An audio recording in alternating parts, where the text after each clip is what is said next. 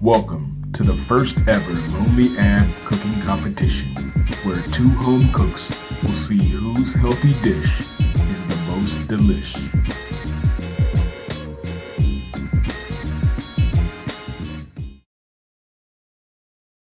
My name is Mike Ballard.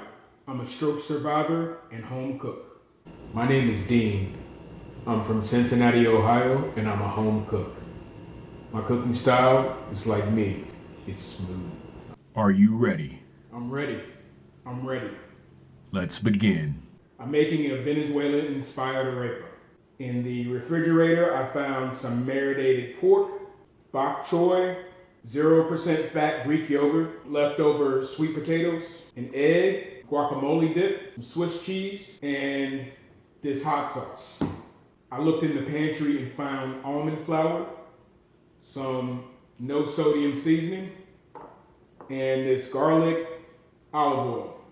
I made my arepa batter with one small sweet potato, a little almond milk, olive oil, and a little bit of almond flour. I'm stirring it until I get the consistency of a thick pancake batter.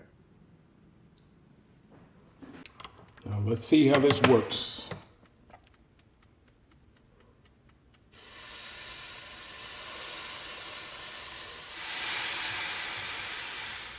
For my Venezuelan viewers out there, you might be looking at this thinking, this is not how my abuela used to make it. That is correct. This is a loose interpretation of a Venezuelan arepa.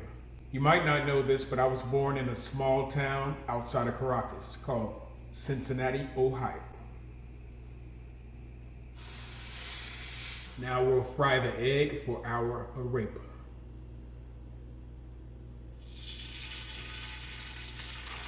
What I've made for you is my take on a Venezuelan arepa.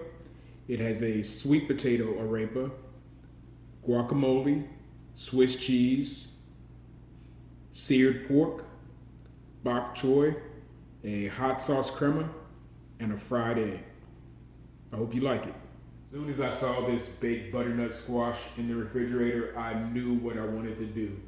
I'm gonna do a baked butternut squash soup. I'm gonna add a little vegetable broth, organic, unsweetened almond milk. I'm gonna smooth everything out with a little basil olive oil. I always add garlic to everything. I want the soup to taste like it's been on the stove for hours, even though I only have 20 minutes.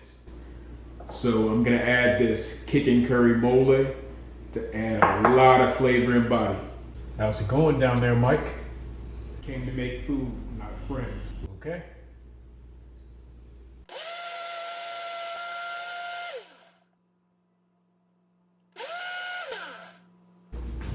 That looks about ready. Soup is blended. Now it's time to put it in a saucepan. Make sure not to step away from this soup too long. And definitely make sure that the bottom doesn't scorch. That looks perfect.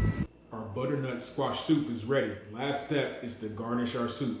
We'll start off with pieces of this black truffle goat cheese. Next, we'll add a little flat leaf Italian parsley. And finally, we'll top it off with some of these quinoa croutons.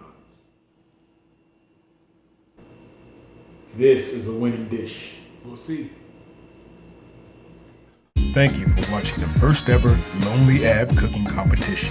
The fate of our cooks is in your hands.